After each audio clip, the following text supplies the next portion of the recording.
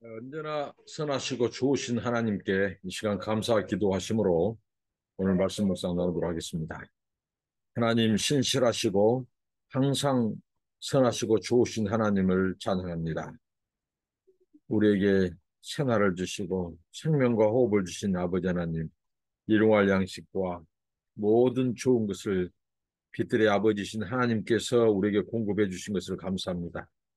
하나님의 은혜를 날마다 기억하며 감사하며 살게 하시고 오늘도 주신 사명 본분 잘 감당할 수 있도록 주의 성령으로 충만케 하시고 하나님의 말씀 진리로 무장시켜 주옵소서. 예수님 이름으로 기도합니다. 아멘. 찬송입니다. 552장 아침 해가 돋을 때 찬양합니다. 아침 해가 돋을 때 마음을 신선하여라. 나도 세상 지낼 때에 햇빛 되게 하소서. 주여 나를 도우사 세월 호송 않고서 어두운 세상 지낼 때 햇빛 되게 하소서. 새로운 광음을 보람 있게 보내고 주의 일을 행할 때에 햇빛 되게 하소서. 주여 나를 도우사 세월 호송 않고서 어두운 세상 지낼 때 햇빛 되게 하소서.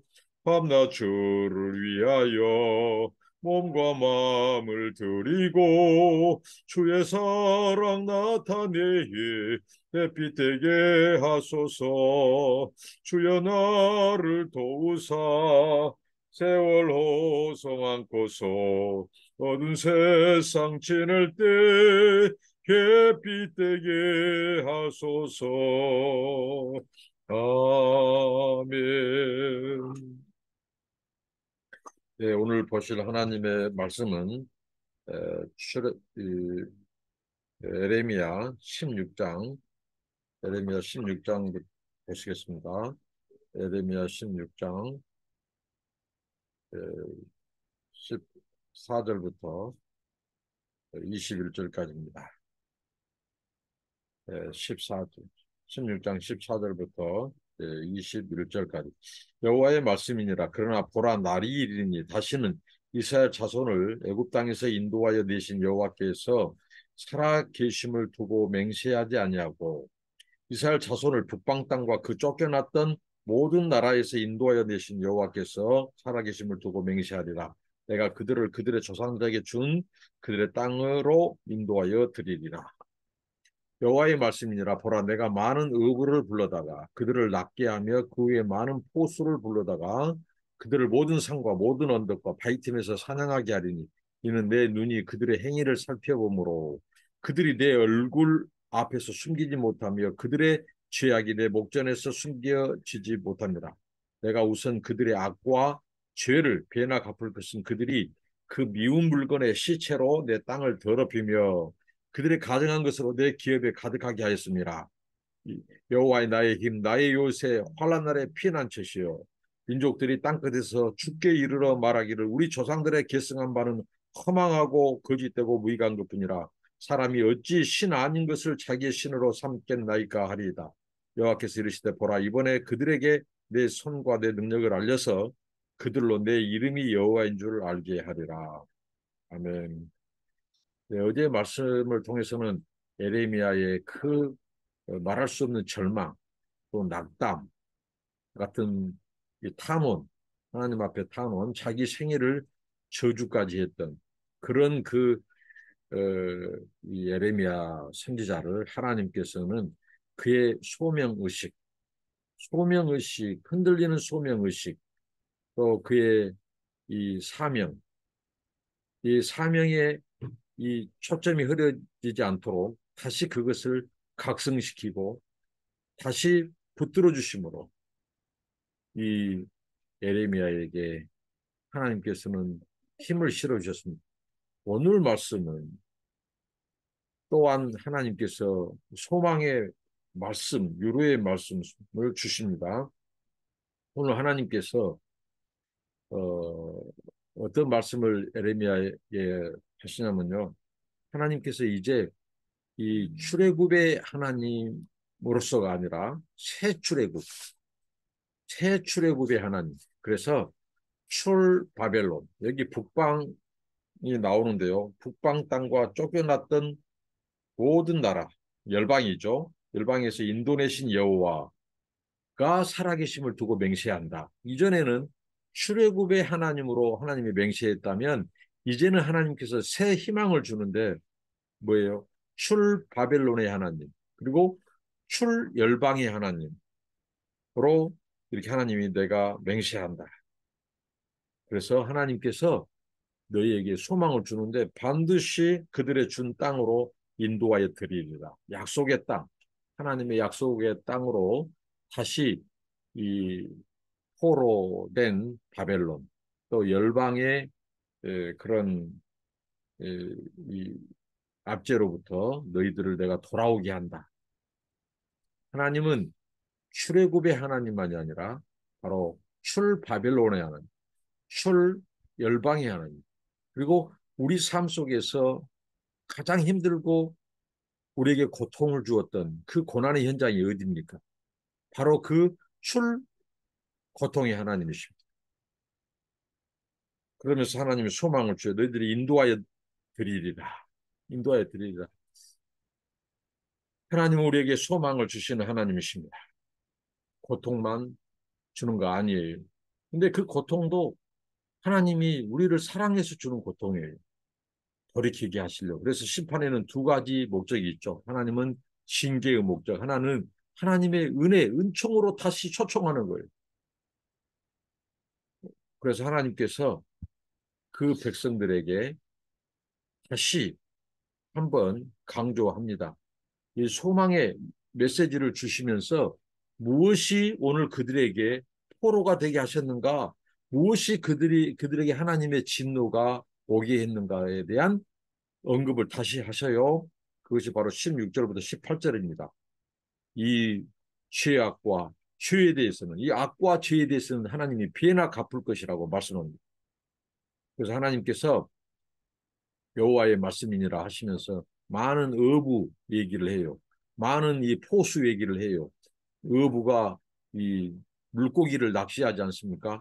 포수가 이 포수는 곧 사냥꾼이죠. 그래서 이 동물들을 사냥합니다. 하나님이 내가 많은 어부, 많은 이 포수를 불러다가 너희들을 낚고 또 사냥하게 했다는 거죠. 이것은 무엇일까요? 그 심판의 주체가 하나님이라는 거예요. 그 백성이 타락하고 하나님을 떠날 때 많은 이 어부를 데려다가 그들을 낚고 많은 사냥꾼을 데려다가 그들을 사냥하는 분이 누구냐? 하나님이시라는 거예요. 여기 보면 하나님이 이 포수를 불러다가 그들을 사냥하게 된 그 장소들이 나와요. 모든 산, 모든 언덕, 바위 틈. 이건 뭘까요? 하나님의 심판의 철두철미함을 보여줍니다. 하나님을 피할 수가 없다는 거죠. 하나님의 심판은 어느 곳에 있든지 어느 곳에 숨어 있든지 다 하나님은 찾아내서 심판한다는 거죠. 그리고 실제적으로 이 지금 여기에 언급된 모든 산, 모든 언덕, 바위 틈은 그들이 온 땅을 더럽힌 거예요. 우상으로. 그게 이제 그 뒷부분에 나오죠. 자, 그런 이런 것들이 우상 숭배와 관련된 것들입니다. 하나님께서 모든 산, 모든 언덕, 바위 틈에서 사냥하게 한다. 하시면서 하나님이 어떤 분이신가? 내 눈과 얼굴을 피할 수가 없다는 거죠. 숨기지 못한다는 거예요. 죄악이 내 목전에서 숨겨지지 못합니다. 하나님의 심판이 왜 철두철미하냐면요.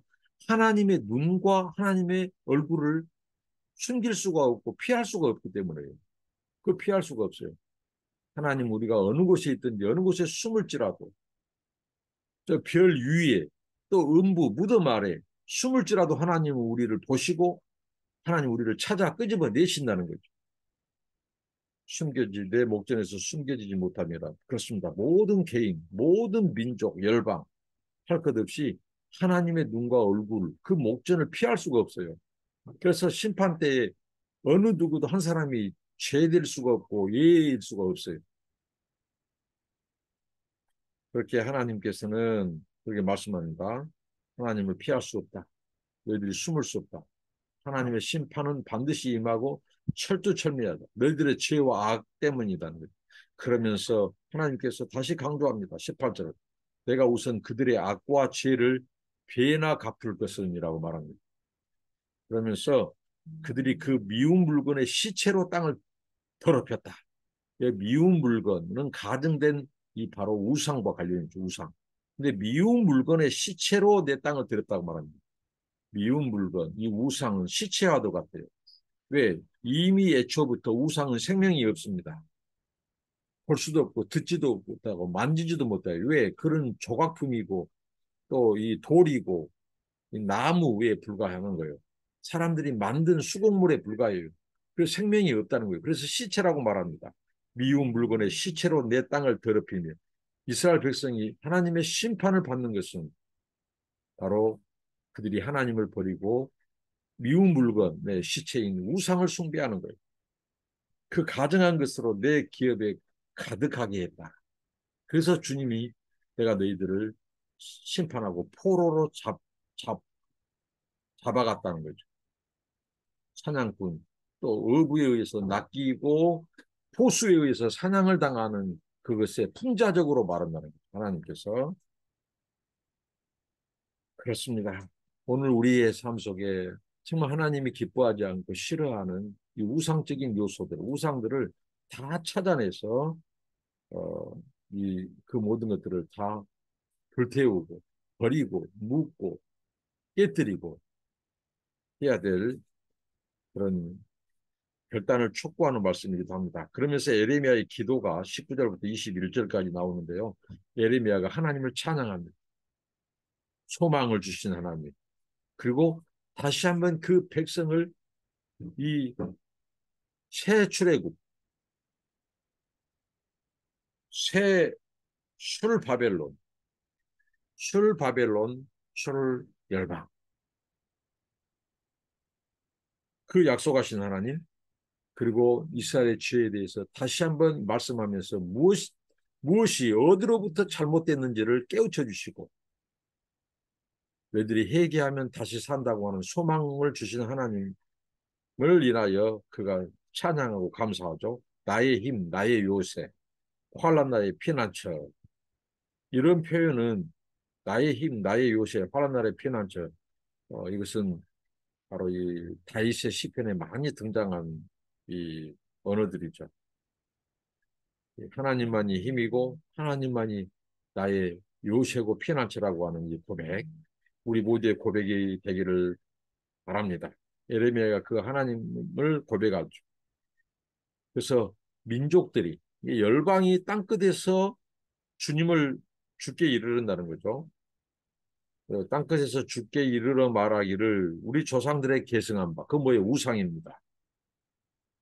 이방, 열방의 족속들이 섬기는 우상에 대해서, 우상의 실체에 대해서 말합니다. 우상이 어떤 것인지, 허망하다, 거짓되다, 무익한 것뿐이라고 말합니다. 허망, 거짓, 무익.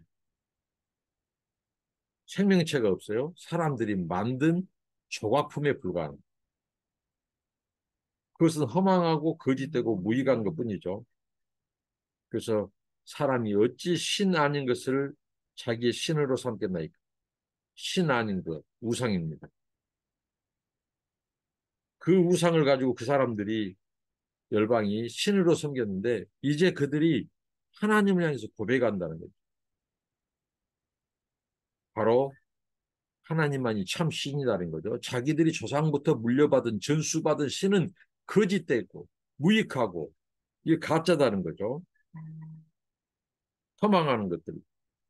그렇게 고백합니다. 그렇게 하나님께서 그들에게 이제 내 손과 내 능력을 알린다. 하나님이 그들을 이제 가르쳐요. 그 열방의 고백을 기이 보시고 하나님이 그 열방을 가르쳐요. 그러면서 하나님을 알게 한단 말이에요. 하나님을 아는 지식을 그들이 갖도록 하는 거예요. 그러니까 영적인 지식, 하나님을 아는 지식이 바로 영적인 이 각성과 회복과 치유와 부흥의 시작이라는 거예요. 결국은 부흥의 역사적으로 기독교 역사의 부흥은 하나님을 아는 지식으로부터 시작됐어요. 하나님이 어떤 분인 것을 깨닫고 회개하기 시작하는 거예요. 오늘 하나님께서 이스라엘의 심판, 그 이스라엘의 심판은 곧 회복을 주시기 위한 심판이고, 이스라엘의 그 심판은 곧 열방을 향한 구원의 약속이기도 합니다. 하나님께서는 합력하여 선을 이루시고 심판을 통해서 그 이스라엘 백성들은 각성시키고 회개시키고, 그리고 열방이 하나님 앞에 나와 하나님을 고백하는, 하나님만이 참 신이라고, 자기들의 섬긴 신은 가짜다고 그러면서 그들도 하나님의 구원의 백성이 되게 하신 이 약속을 주신 것이 하나님의 말씀입니다. 오늘 말씀, 어, 바로 하나님은 새로운 출애굽의 하나님, 그다음에 출 바벨론, 출 열방의 하나님, 그리고 죄와 악을 배나 갚으신 하나님, 예, 이스라엘을 향한 징계와 심판은 바로 열방을 향한 구원의 약속이다. 그리고 열방이 하나님께 돌아와 그들이 하나님이 참신이라고 고백하게 되는 이 비전을 보게 하는 말씀입니다. 기도합니다. 하나님 감사합니다. 하나님 우리 삶 속에서도 출 바벨론, 출 이 열방의 하나님을 경험할 수 있게 해주시고, 우리의 죄와 악이 배나 하나님의 진노를 부름을 깨닫고, 어떠한 우상도 하나님 앞에 두지 않게 하시고 하나님만 섬기는 저희들 되게 하시며, 열방들도 하나님께 돌아와 자기들의 우상을 버리고 돌아올 때 그들도 하나님의 구원받은 백성이 되게 하시겠다고 하신 하나님, 우리를 통하여 열방이 주의 영광과 구원을 보게 하옵소서. 예수님 이름으로 기도합니다. 아멘. 감사합니다. 축복합니다.